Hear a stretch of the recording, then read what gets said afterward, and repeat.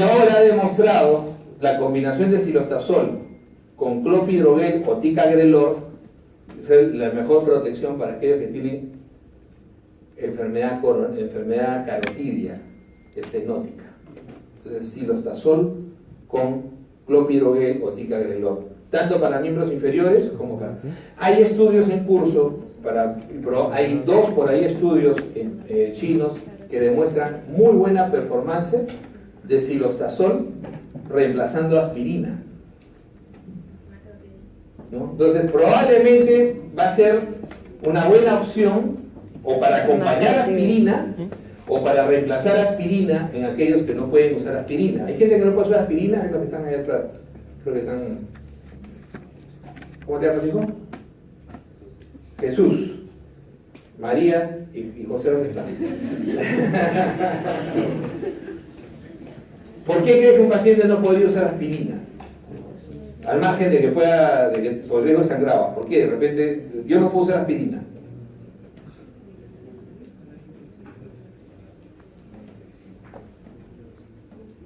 ¿Nunca han visto asmáticos inducidos por aspirina? Por ejemplo. Claro. O sea, hay varios efectos adversos, pero nunca se olviden de la gente. Acuérdense que nosotros tenemos una masa grande de asmáticos. Entonces, cuando ustedes den aspirina, pregunten, ¿alergia a AINES? El que es alérgico a AINES es alérgico a aspirina, sí o sí. ¿Ok? El asmático tiene que preguntarle, porque a veces el asmático dice, sí, yo soy asmático, y alguna vez, sí, hay una pastillita que también me da asma, cuando me toman, ¿qué pastilla? Para el dolor. Entonces, esa es gente que hace, su asma se induce con AINES, y entonces esa gente no debe usar aspirina. ¿Ok? Entonces, dar aspirina nosotros la damos así, ¿no? Ya, toma tu aspirina, pero siempre por lo menos hay que preguntarle si es alérgico no a la aspirina directamente, a los AINES, alérgico a AINES, si tiene asma, si soy asmático, si el asma ha tenido problemas tomando AINES y hace asma, y sangrado. Y la otra es hematuria. Ojo que así como hace sangrado digestivo, con aspirina también puedes hacer hematuria. También es otra complicación. Entonces miren los tres, por eso les decía la acción temprana, esa es la acción temprana, ¿no? La acción temprana. Y de ahí nitroglicerina. ¿Pero qué usamos nosotros? Isorbide, ¿no? Isorbide. No es que sea malo, pero es lo que tenemos, es lo que nos ha rodeado y lo que lamentablemente la parte comercial en el país, ¿no? Pero ya ha entrado cada vez más fuerte, ¿no? Y tenemos nitroglicerina sublingual.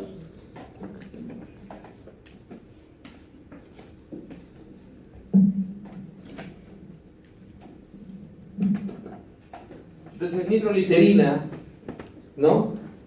Cada 5 minutos hasta 3 dosis. ¿Ok?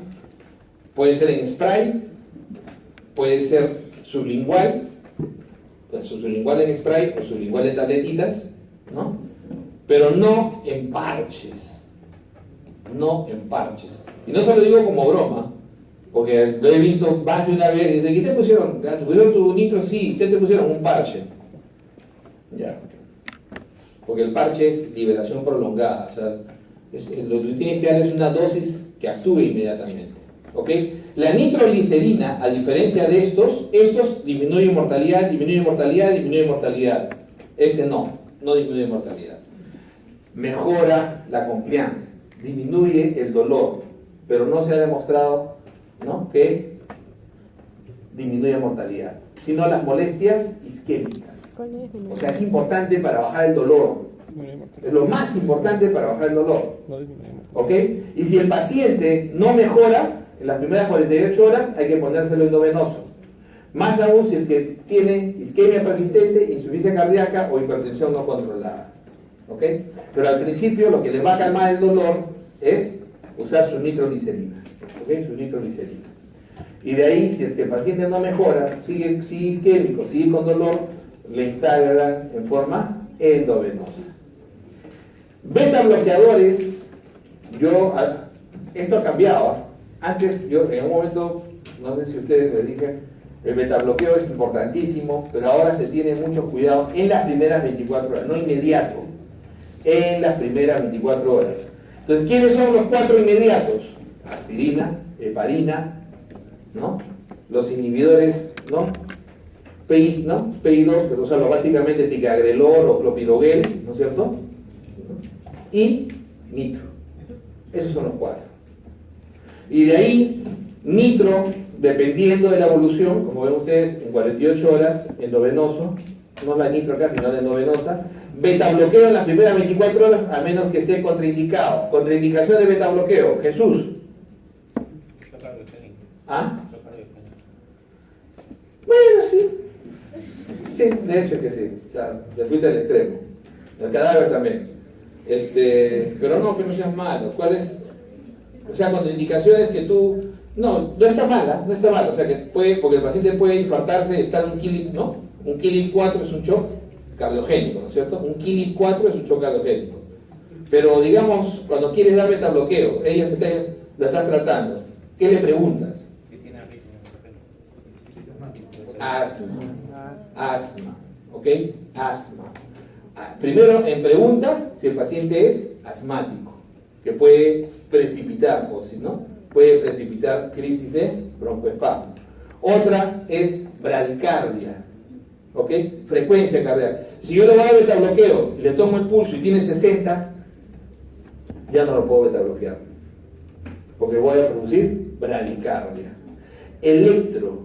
Si en el electro tiene bloqueo completo de rama derecha, o bloqueo de rama izquierda, o bloqueo AB, también está contraindicado.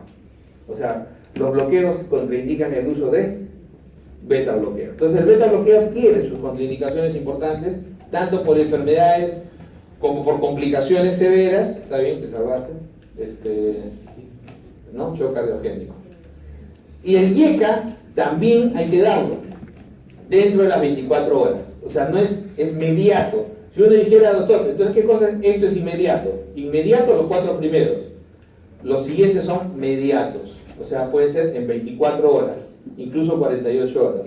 El IECA oral, si no hay hipotensión o contraindicaciones. ¿Contraindicaciones, Jesús, de IECAS?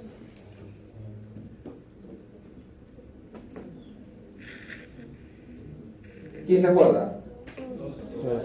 Bueno, tos es que haya tenido tos, ¿no? O sea, que tenga efecto adverso de tos. O gestación, contraindicación absoluta. Y otra es angioedema, ¿no? Pero además de eso, no deben usarlo en falla renal avanzada. Si está en diálisis no hay problema, pero si es avanzada también hay que tener cuidado, ¿ok? También hay que tener cuidado. Y como dice, fundamentalmente en pacientes, ¿no? Con fracción de eyección baja. O sea, los IECAS se utilizan. ¿Eso qué quiere decir? Que uno de los exámenes que tienen que hacer al paciente que lo están tratando con su SICA en ese momento es hacerle de todas maneras que le hagan un ecocardio. Pero no tiene que ser una ecocardio completa, tiene que ser una ecocardio fast. Que el ecocardio fast fundamentalmente mira 3 cosas: motilidad, indemnidad de válvulas y fracción de eyección. Nada más. O sea, eso es lo que interesa en un infarto. ¿Por qué movilidad? Porque la falta de motilidad es algo que te puede indicar que ¿no? la zona de la lesión. Las válvulas se pueden romper o no en un infarto, ¿sí? ¿Qué válvula se puede romper en un infarto? Clásicamente, infarto de cara inferior. Complicación de infarto de cara inferior. Mitral, exacto. Insuficiencia mitral aguda. Entonces la insuficiencia mitral aguda es ruptura de válvula. Entonces el paciente piña, ¿no? Hace su infarto de cara inferior con la área derecha y necrosa la papila. Y ¡pum! Se rompe la papila y hace insuficiencia mitral izquierda. Insuficiencia mitral aguda, perdón. Y el paciente entra en shock. Entonces, por eso que el ecocardio muchas veces te saca. Entonces el paciente está chocado, es un kilo, un infarto, de repente le hace el ecocardio y te das cuenta que la válvula está rota. Lo metes a sala, le cambian la válvula, tranquilo, se salvó. Pero si no lo hacen en 24 horas, se muere. Y otras medidas, oxígeno. ¿Y cuándo el oxígeno? Cuando es menor de 90, la saturación, o tiene alguna dificultad respiratoria. ¿ok? Con síntomas isquémicos persistentes, ¿no? También se puede utilizar, ¿no? Como decíamos, después de betabloqueo y nitratos, ¿no?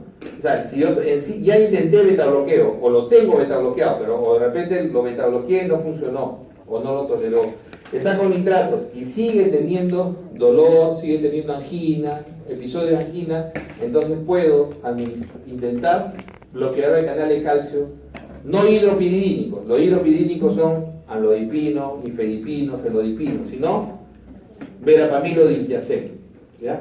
Verapamilodiltiazem. Verapamilodiltiazem, especialmente el diltiazem, tiene cierto efecto vasodilatador y además es bradicardizante. Entonces tienes cronotropo negativo. Es una muy buena recomendación. Funciona incluso mejor en diabéticos, ¿no? El beta bloqueo, lo bloquea el canal de calcio, tipo estos diltiazem, verapamilo. Y morfina es una recomendación débil hoy en día. ¿Cómo usan la morfina? 3 a 4 miligramos estática. Ese es cuando el paciente se le ha dado de todo y no calma el dolor. Entonces, puedes intentar darle morfina 3-4 miligramos endovenoso estático. Nunca usen AINES. Y eso lo he visto cuando una de las cosas que más pavor me dio cuando llegué a Tacna fue eso. O sea, usaban el diclofenaco intramuscular para cualquier dolor. Diclofenaco, imagínate. O sea, el paciente estaba con su angina, estaba con su infarto, y como no le calmaba el dolor, le ponían diclofenaco intramuscular. Impresionante, ¿no? Impresionante. O sea, ya en esa época, año 2000, se sabía la interferencia de los AINES con la aspirina, ¿no? Hoy en día ya esto es una recomendación fuerte, ya. No administren ningún AINES. O sea, la aspirina siempre es inhibida en su función protectora cuando usan cualquier AINE, naproxeno, diclofenaco, cualquiera, incluso Coxif. Entonces no puedes usar ningún AINE junto con aspirina. Y como decíamos, hay que evaluar, ¿no? La evaluación de probabilidad de riesgo. Y los riesgos de hospitalización y tratamiento se utilizan estos scores, ¿no? El TIMI, el score de Graves, ¿no? El LAMIS y el CRUSADE para poder ya darle un manejo específico. Lo importante que les tiene que quedar a ustedes es eso. El resto es lectura, importante. Importante sí, pero es más especialidad. O sea, definitivamente el paciente meterlo a intervención coronaria, hacerle trombolisis, ya es más de especialidad. O sea, hay que saber las precisiones, eso lo deben revisar el cardio, pero lo que a mí me interesa es que esto no lo olviden, ¿no? O sea, la estrategia conservadora versus invasiva va a depender mucho, ¿no? Va a depender mucho de las evaluaciones que uno haga en estos pacientes de ese tipo, ¿no? La estrategia invasiva inicial, a menos de que esté contraindicado, en pacientes que, como habíamos dicho al principio, ¿qué dijimos? Angina refractaria, inestabilidad hemodinámica e inestabilidad eléctrica. O sea, eso sí tienen que tener en cuenta, ¿no? Pelear porque el paciente le haga su cateterismo antes de las 72 horas. Tienen su paciente con ese teno elevado, ¿qué cosa quieren? Y el paciente sigue con anginoso, sigue inestable y sigue, o sea, hemodinámicamente, o sigue con arritmia. Entonces el paciente tiene que, ustedes pelearla para que le hagan su cateterismo. Y como decíamos, siempre dar suprasugel, posibilidad de administrar inhibidores en los pacientes, ¿no? Hasta que el paciente pueda llegar a una estrategia invasiva, ¿no? Utilizar antes de las 25 a 72 horas después de la admisión, hay que tratar de que el paciente se estabilice y hacerle el tratamiento invasivo. Entonces, tratamiento inicial, aspirina, heparina. ¿Cuánto es la heparina? La enoxaparina es sencillo de usar, es más fácil, 1 miligramo por kilo de peso. La enoxaparina es 1 miligramo por kilo de peso, cada 12 horas. Con la heparina no fraccionada es un poco más difícil, ¿ok? Se suele dar 80 unidades por kilo, hora, y se da en infusión continua, ¿ok? ¿Cómo manejo esa infusión continua de heparina no fraccionada? Dependiendo de su TTPA. entre 2.5, 2 y 2.5 veces el control de TTPA, idealmente entre 2 y 3. O sea, el TTPA puede estar en 30 y, digamos, 32 promedio, 35 promedio, ¿ok? Entonces, empieza la infusión de heparina no fraccionada y comienzas a hacerle controles cada 2, cada 4, hasta que llegues a duplicar o a tener 2 veces y medio el valor inicial. Generalmente alrededor de 80 o 90 de TTPA, no más de 100. Entonces, no es fácil. Hay que estar, para el paciente hay que estar pinchándolo 4 o 5 veces al día, hay que hacerle TTPA todas esas veces, y hay que armar lo que se llama un nomograma, ¿no? Hay que armar un nomograma para que la enfermera sepa que si se pasa, le bajas tanto, ¿no? Porque es una infusión continua. Una infusión continua donde suele poner 25.000 unidades diluidas en 24 horas. La dilución va a depender del volumen que le quieras poner.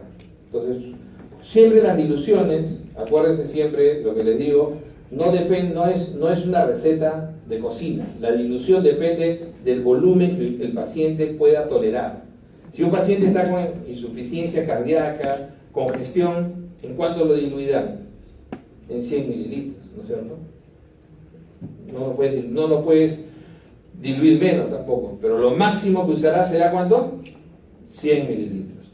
Y si quieres pasar 25.000, o sea, esos 100 mililitros en 24 horas, pones los 25.000 ahí, nunca en dextrosa, eso sí, la heparina se precipita con la dextrosa, siempre en cloruro, pones los 25.000 al frasco completo y hacen una infusión de 24 horas y comienzas a manejar esa infusión dependiendo. Ahora, te va a ser más difícil cuando está muy concentrado, porque tienes poco margen. O sea, más o menos vas a darle 4 mililitros hora para que sea 24 horas, ¿no es cierto? Es lo clásico, 4 mililitros hora, si ustedes suman 4 mililitros 24, son casi 100. Entonces va a pasar ahí. Entonces sueles empezar con 4 y tomas su TTPA, subió poco, a las 2 horas, a las 4 horas, de repente ya estás en más de 120, te pasaste. Tienes que bajar a 3 o bajar a 2. Si el paciente no está en insuficiencia cardíaca, lo diluyes clásicamente en 500 mililitros, ¿no? Ahora, si no quieres ponerle mucho volumen, 250. Entonces, toda la dilución va a depender de lo que el paciente pueda tolerar en volumen. Pero lo clásico es programar, pasarle 25.000 en 24 horas. Eso es para una persona aproximadamente 70 kilos. Entonces, y de acuerdo a eso lo vas moviendo, ¿no? Haces lo que se llama tu nomograma. En el caso de que lo diluyes muy poco, vas a poder mover solamente 1 mililitro para arriba, 1 mililitro para abajo. Pero si lo diluyes en 500, vas a generalmente mover entre 4 y 5 mililitros para arriba y para abajo, conforme se vaya moviendo el TTPA. Lo malo de la heparina no fraccionada es que más allá de 4 o 5 días ya no funciona bien. O sea, no puedes usarlo más de ese tiempo.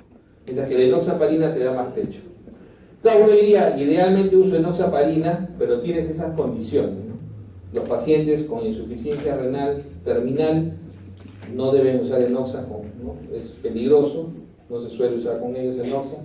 Los pacientes hemodinámicamente inestables, también es preferible no usar enoxaparina, ¿no? Es preferible no usar. Además que, acuérdense, ¿dónde pones la enoxaparina?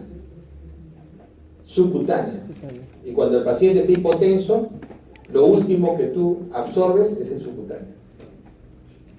O sea, todo paciente hipotenso o chocado, nunca uses el subcutáneo como vía. No va a absorber nada. Entonces, hemos usado enoxa endovenosa, sí, puedes meter la endovenosa también, pero no es lo ideal. Ahora, ¿por qué en el paciente chocado no usarlo? Es una condición, de repente, que en nuestro país no es tan peritoria. Los gringos te dicen no usar heparinas de bajo peso en pacientes en shock ante la posibilidad de intervención inmediata. Pero como a veces nosotros casi nunca intervenimos inmediato, a veces yo digo, usen, no, muchachos, no hay problema. De acá que lo metan a sala o que le pongan una bomba de contrapulsación o lo metan, no va a pasar nada. Eso tienes que verlo de acuerdo a tu paciente. Lamentablemente es así. A veces el paciente, tú sabes que lo vas a manejar tú y pasa en el hospital. La unidad coronaria te dice, manejalo tú, no hay problema. No pasa nada. Ya no se lo llevan porque el paciente tiene cáncer, porque el abuelito ya está robando oxígeno, ¿no? Entonces ya llega a esos momentos en la vida, ¿no es cierto? Yo el mes pasado, mira que tomé como 2 semanas al hospital, en una semana se me infartaron 2 pacientes en el piso, los 2 con cáncer.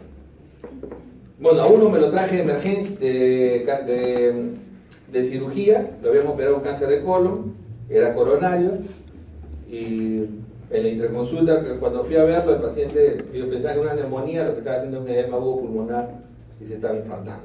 Y le habían tomado un electro 2 días antes, lo que quería pegarle a mi interna, porque había sido mi interna antes de que estaba ahí. Le digo, pero no te ha dado, sí doctor, pero hicimos la interconsulta. Y 2 días antes ya estaba infartada, ya estaba infartando. ¿Ok? Entonces, nos lo llevamos al piso y al día siguiente tenía un paciente con cáncer de pulmón, habíamos diagnosticado recién, y él hace un ST elevado. El otro hizo un ST no elevado.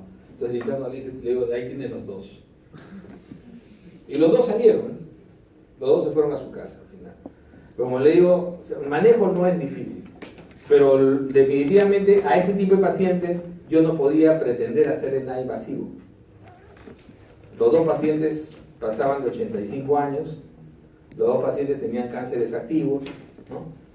Entonces, pero eso no significa que no vayas a hacer nada. O sea, hay dos situaciones.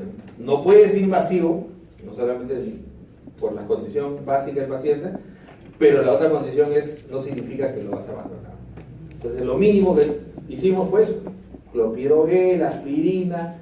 A uno de ellos se me chocó, le puse dobutamina por 2-3 días, le pusimos catéter central, lo manejamos y fue saliendo, anticoagulado, tranquilo, y al final bajó las tropolinas y listo. Claro, le hicimos su ecocardio, en ambos cayó la fracción de eyección en un momento y uno de ellos elevó después, ¿no? Y pasó la tormenta y ahí mejoró la fracción de eyección. ¿Preguntas? Preguntas. Lo único que, como les digo, les voy a mandar demencia. Lo más importante de demencia es manejar las complicaciones. Voy a revisar bien y les voy a decir dónde deben centrarse más, ¿ya? Pero lo más importante del manejo de demencia son las complicaciones. Porque la demencia de Alzheimer ha abierto una ventana bien interesante. Y les iba a mandar otra lectura, pero ha abierto una ventana interesante en la parte monoclonal. Pero eso va a llegar acá todavía, no tiene para buen rato. En realidad, en la demencia de Alzheimer, uno utiliza fármacos que fundamentalmente tratan de mejorar memoria, pero no retardan la evolución de la enfermedad, ¿ok? Y en la gran mayoría de estos pacientes, esos fármacos ni siquiera los mejoran mucho y producen más efectos adversos, ¿no? Estamos hablando de los anticolinérgicos clásicos, ¿no? Quizá la memantina para mí me parece un poco mejor, pero lo interesante en Alzheimer es poder manejar en estos pacientes la depresión, porque es una de las cosas que muchas veces el paciente con demencia está más enfermo por depresión que por la demencia en sí. Entonces la depresión los tumba más y su estado cognitivo es peor. Y la otra condición de estos pacientes, la otra complicación importante a manejar es psicosis. Hacen psicosis asociadas. Entonces básicamente céntrense en eso, ¿ya? Listo, hasta el lunes. Entonces,